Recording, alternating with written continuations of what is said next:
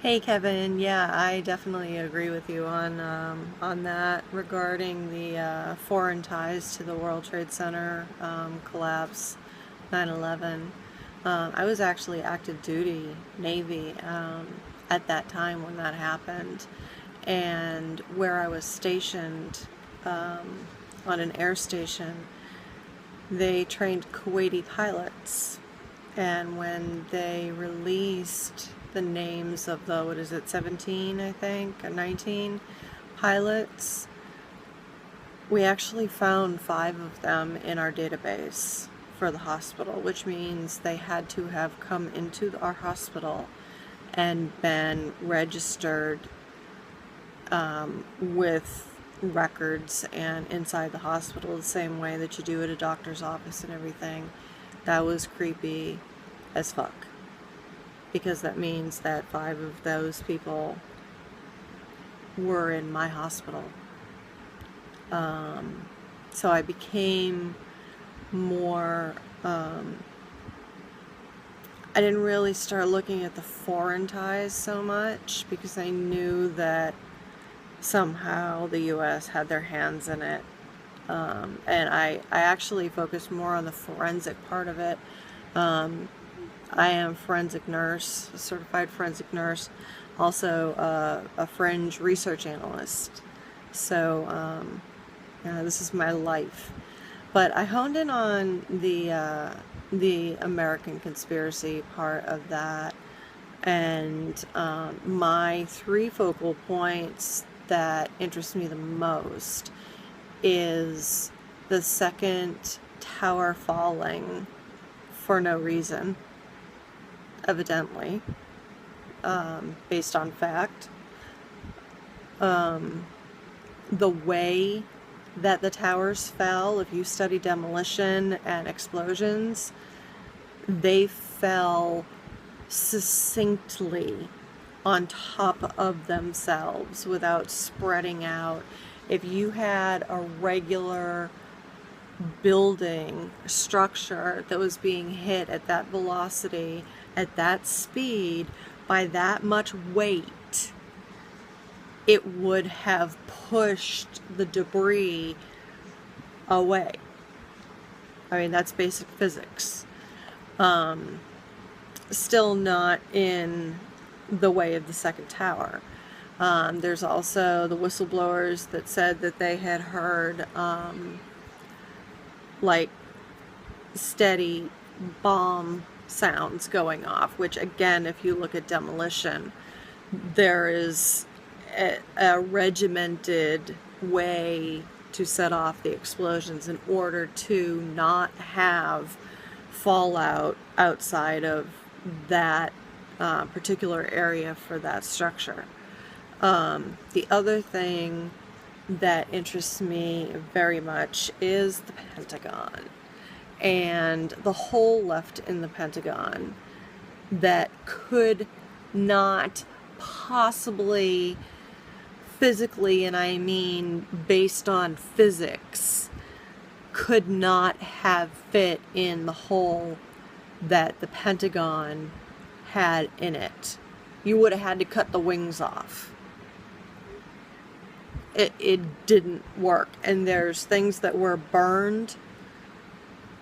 You're talking about all of this jet fuel and air fuel and everything, and there are areas of the building, particularly on the left-hand side, if you're actually looking at the Pentagon at the site of the explosion, on the left-hand side, there's still like filing cabinets and papers and wooden structures, I think maybe desks, I don't remember, it's been maybe a year since I watched it, but I think I actually found it on Netflix, and the conspiracy, there's a whole nine, I mean, there's so many, there's so many things that talk about this, but yeah, it's pretty damning evidence, or the lack of evidence is what makes it plausible.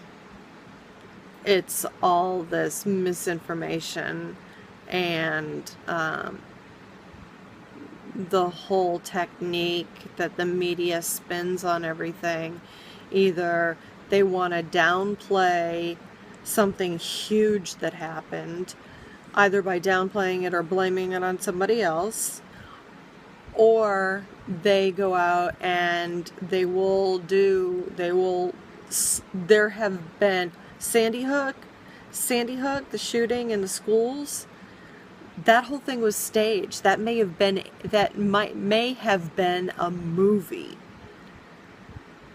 And that's actually something that I'm starting to get into looking at now, because it came up in my research on 1960s Laurel Canyon, which, if for people that don't know, is where the Tate and Labianca murders were, in regards to Charles Manson and Helter Skelter, and all of the musicians that were actually in that area at the time that really didn't have any kind of musical talent at all. But almost every single one of them had a parent that was involved in the government at some point, and they were all ending up being linked to the military-industrial complex. Most interesting, one of them, but the one that sticks out for me because I'm a fan, Frank Zappa. Frank Zappa's father actually worked in the chemical corps. He was an officer in the military chemical corps. He actually grew up on an armory. I believe it was in Washington, D.C. or Maryland somewhere. I could be wrong, but he grew up on an armory.